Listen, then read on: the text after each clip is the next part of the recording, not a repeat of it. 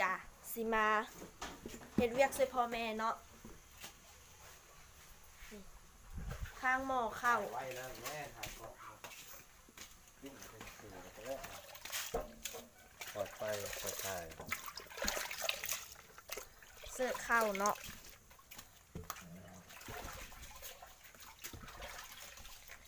แจ้งบ่นี่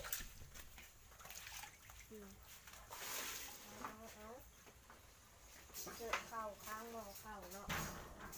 เฮ็ดเวียกช่วยพ่อช่วยแม่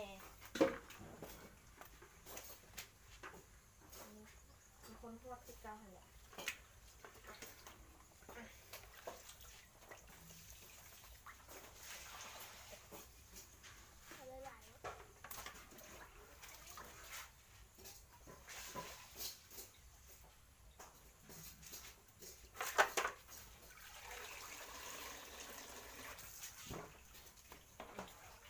ออกน้ำมั่วก่อนยังไม่ได้ยังไม่หลายเลย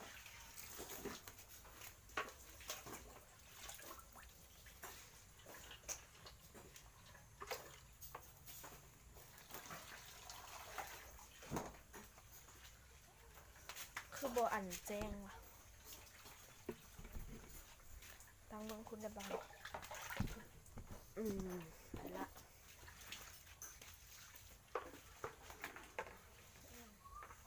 หาจะไปขายเครื่องมาเนาะ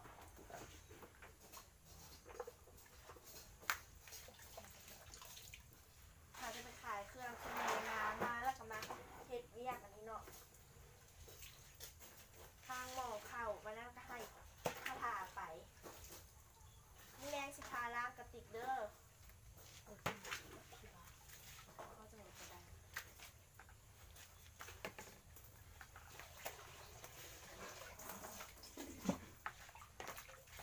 ถามเอาไหม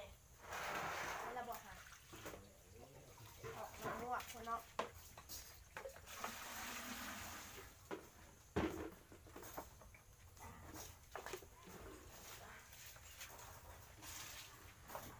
มาเข้ากันมาสามถังเนาะถังใหญ่นี่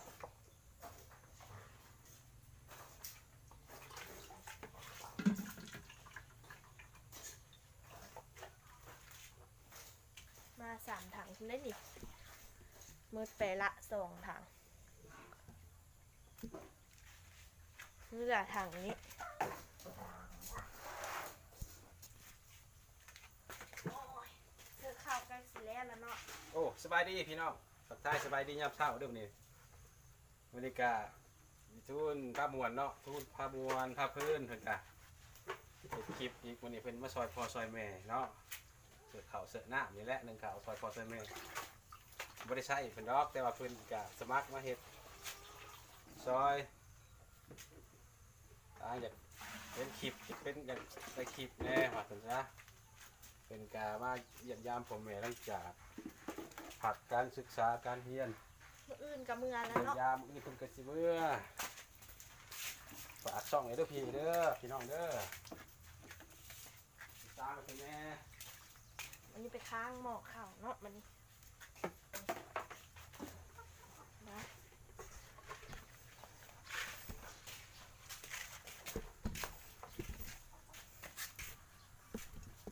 ปีหนึ่งสิมาเทื่อหนึงปีหนึ่งมาเยี่ยมยามพ่อแม่เทื่อหนึงเนาะหลังจากผักเรียนออกแม่ว่ากล้วยกล้วย แล้วก็เอาผ้ามาปลูกเนาะ อย่าว่าปกก็ได้มันนี่เอาบทเวลาพอตื่นกัน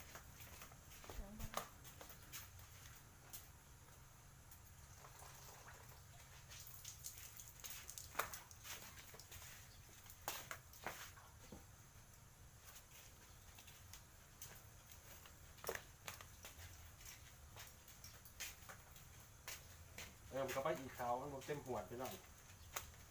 เสร็จยังบทนัดไปเลยเพราะว่ามือใหม่นอนทุกฝ่ายเจอที่เจอเข้าใจกัน นะ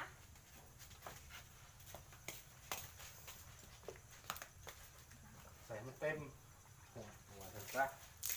ถึงว่าน้ำก็ไหลตกเป็นแล้วมันจะได้ร่างแล้วข้าง มันสีหมอภูมิ ส่วนสิพาล้างกระติกเนาะ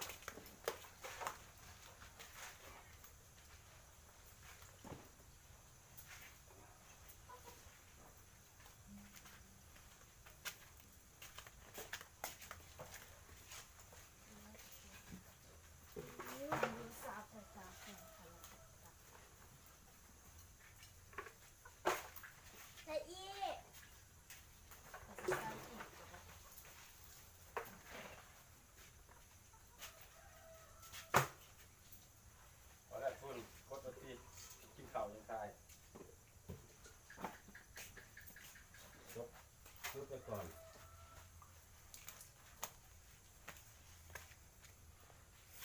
สบายดีนี่กับ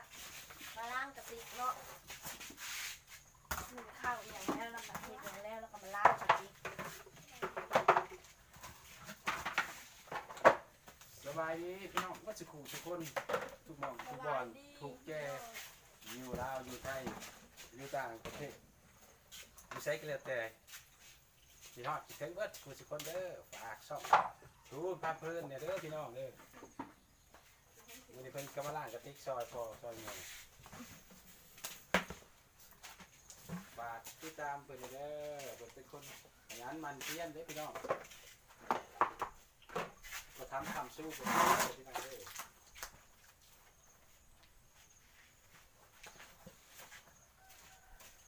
นี่เพิ่นก็สิล่างกระติกโซ่รีวิวล่างกระติกข้าวมันก็โอ้ยแต่เพื่อนจะมาขี่ใช้ได้เป็นได้ตัวบ่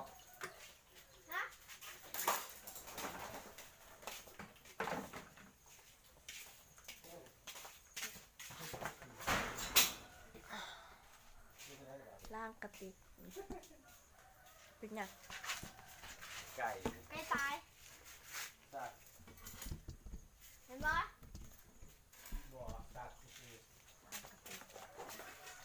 ตัวนี้เลย ล้างฝามันก็เนาะ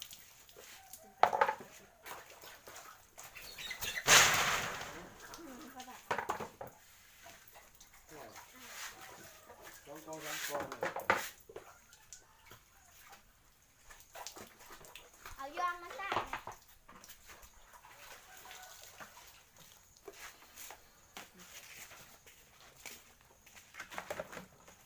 เฮ็ดแล้วก็แม่เมียนนี่เนาะนี่แม่เมียนนี่ยายกันกองขึ้นเฮ็ดทุกมื้อเนาะ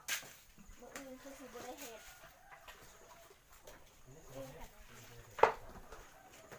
มื้ออื่นเมื่อเวียงเนาะ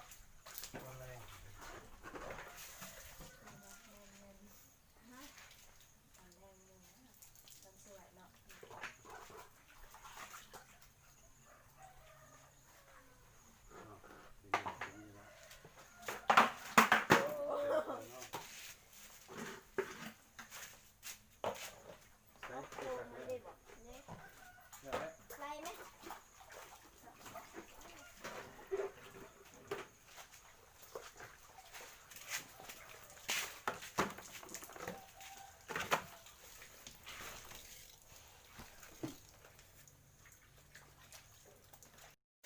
วันนี้อันมาล้างกระติกเนาะล้างฝาไม่ได้มาล้างกระติก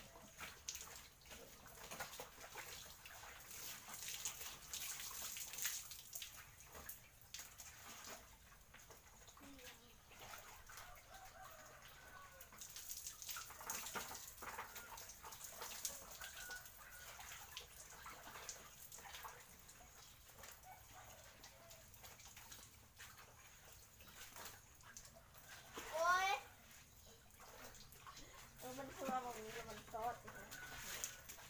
เอามาไว้เรียนกันเนาะเรียนกันกล่องกันขึ้น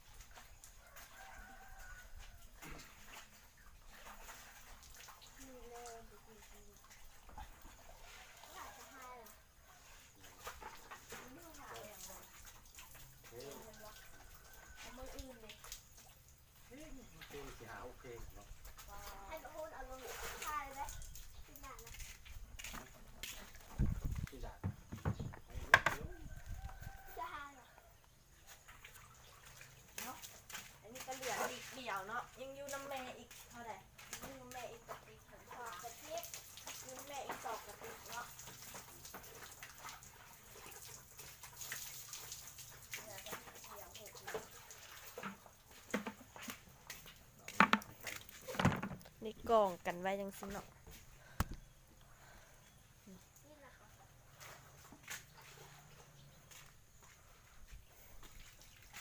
ผู้ซักผ้าเป็นซักผ้า สบายดีลูกค้าใกล้ชิเล่อะไรพี่น้อง